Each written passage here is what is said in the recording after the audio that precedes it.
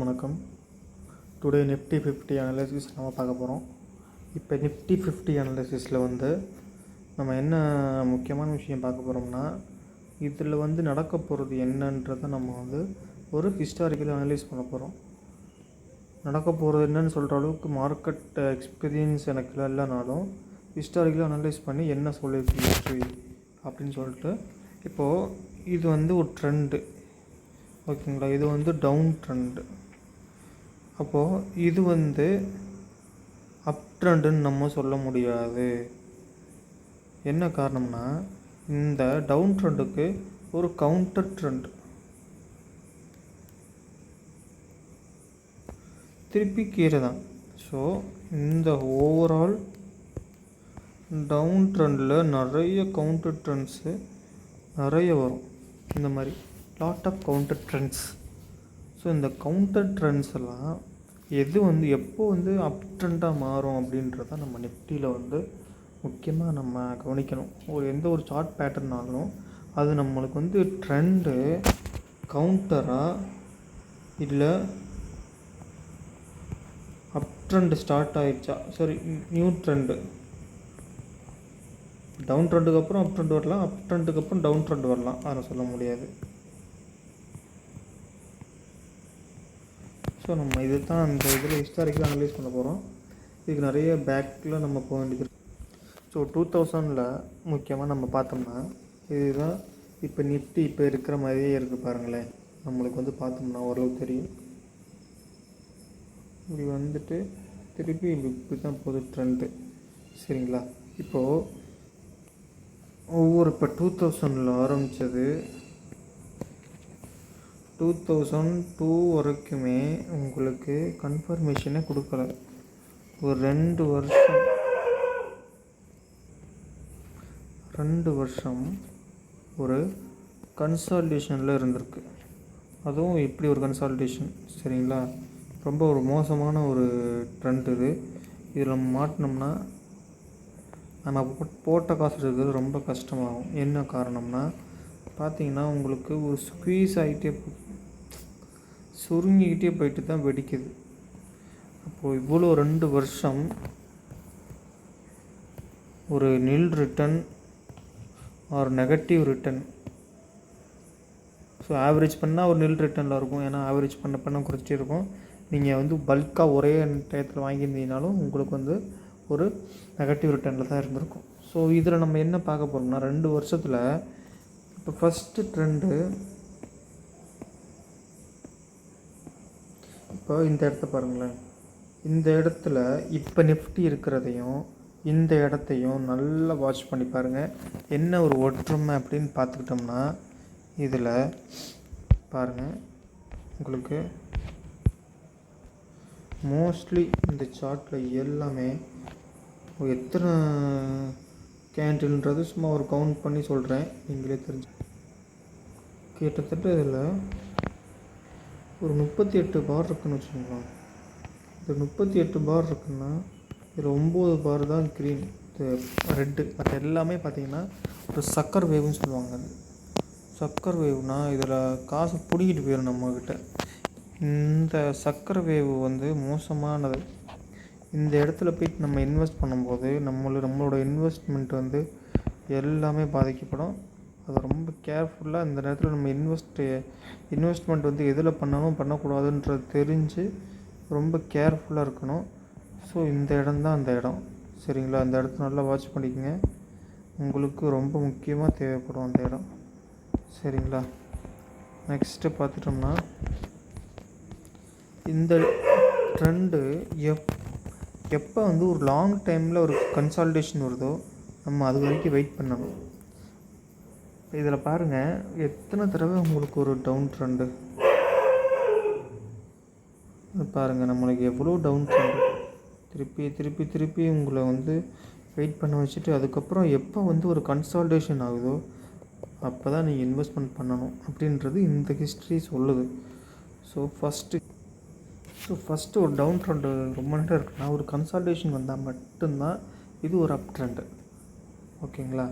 அடுத்து இந்த இதுலேயும் பாருங்கள், எப்போ கன்சல்டேஷன் ஆகிறது நம்மளுக்கு தெரியுதோ அது வரைக்கும் நம்ம வந்து வெயிட் பண்ணணும். மார்க்கெட் வந்து முடிவு பண்ணுற வரைக்கும் இதுக்குன்னு ஒரு வெயிட்டிங் பீரியட் இருக்குது. இந்த பீரியட் நம்ம கண்டிப்பாக வெயிட் பண்ணி ஆகணும். கன்சால்டேஷனுக்கு திடீர்னு ஏறுறதை நம்பி வாங்க முடியாது. So again this same scenario should happens again. So இதையே தான் நம்ம திருப்பி எடுத்துக்க போகிறோம். சரிங்களா? ஏன்னா ஒரு டவுன் ட்ரெண்டுக்கு அப்புறம் கண்டிப்பாக கன்சால்டேஷன் வந்து தான் ஆகணும். அதில் எந்த ஒரு மாற்று கருத்துமே கிடையாது. ஓகேங்களா? அதை நம்ம ஃபாலோ பண்ணி தான் ஆகணும். ஸோ நான் நெக்ஸ்ட்டு டவுன் ட்ரெண்டை பார்ப்போம். வேறு பார்த்தீங்கன்னா அதுதான் ஷார்ப்பஸ்ட் ஃபாலாக இருக்குது.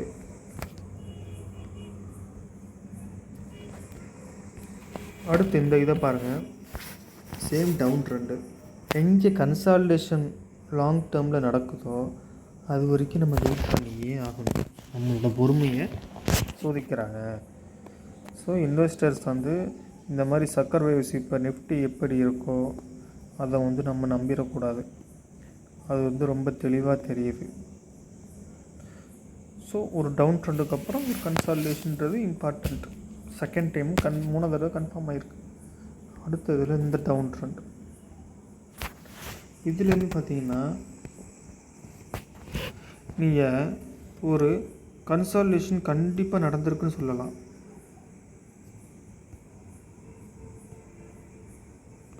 ஸோ இந்த ஒரு லாங் பீரியட் ஆஃப் கன்சால்டேஷன் ஒரு பிக் லெவல், இந்த லெவல்னு வச்சுக்கிட்டா கூட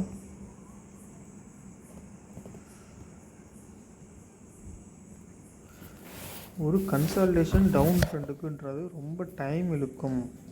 இப்போ இருக்கிற மாதிரி திடீர்னு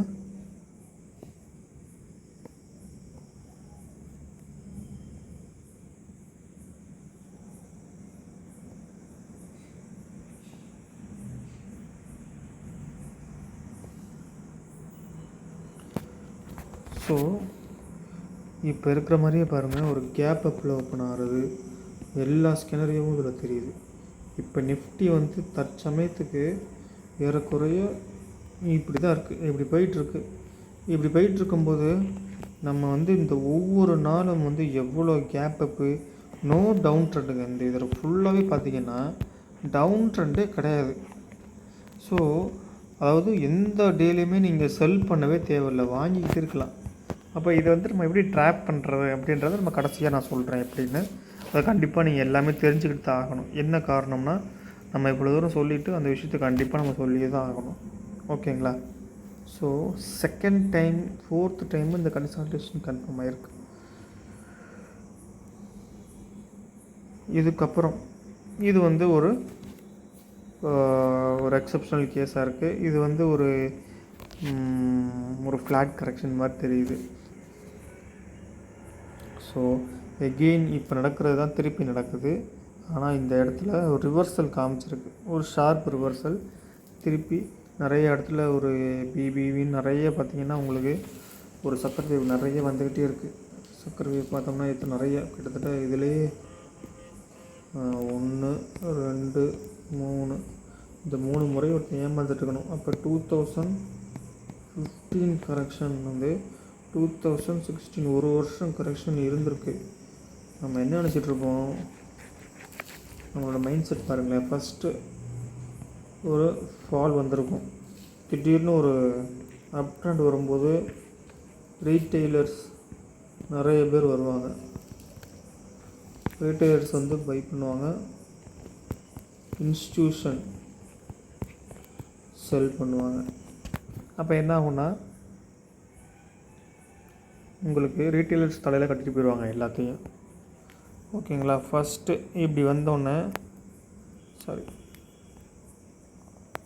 இதில் போய் ரீட்டெயில்ஸ் வாங்குவாங்க, திருப்பி டவுன் ட்ரெண்ட் வரும், மறுபடியும் ரீட்டெயிலர்ஸ் ஆவரேஜ் பண்ணுவாங்க, மறுபடியும் வந்து நிற்கும். திருப்பி ஆவரேஜ் பண்ணிட்டே இருந்து அவங்களால முடியாது. என்ன ஆவாங்கன்னா ஒரு கட்டத்துக்கு மேலே ஒரு வருஷத்துக்குள்ளே ஏதாவது ஒரு அர்ஜென்ட்டாக பணம் தேவைப்படாது, ஒரு மெடிக்கல் எமர்ஜென்சி இல்லை ஏதோ ஒரு விஷயத்துக்காக அந்த பணத்தை திருப்பி எடுத்துருவாங்க. இந்த இடத்துல வந்து இன்ஸ்டியூஷன் வந்து வாங்கி குவிச்சிட்ருப்பான். நம்மளுக்கு தெரியாது. இந்த பாயிண்ட் பர்டிகுலராக பார்த்தீங்கன்னா இந்த பாயிண்டில் எஃப்ஐஸ் வந்து நிறைய வாங்குவாங்க. நீங்கள் வால்யூம்னு பார்த்தீங்கன்னா நிறையா இருக்கும் அந்த இடத்துல. என்ன காரணம்னா பையிங்ஸ் நிறையா இருக்குது, அதனால் வால்யூம்ஸ் நிறையா இருக்குது. ஸோ இது வந்து ஒரு எக்ஸப்ஷனலாக இருக்குது. ஒரு down trend suddenly up trend, down trend no கன்சால்டேஷன்ற லெவலில் போயிட்டுருக்கு. சரிங்களா? இதுக்கு அடுத்து பார்த்துட்டோம்னா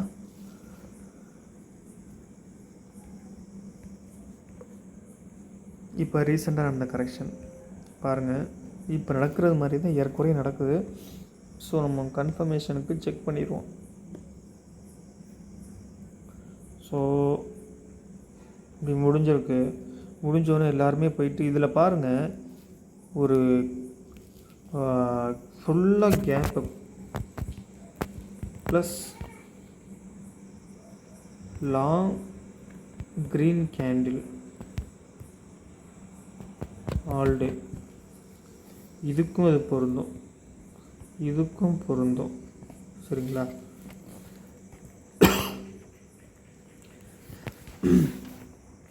நெக்ஸ்ட்டு லெவல் பார்த்திங்கன்னா ஒரு டவுன் ட்ரெண்டு வருது.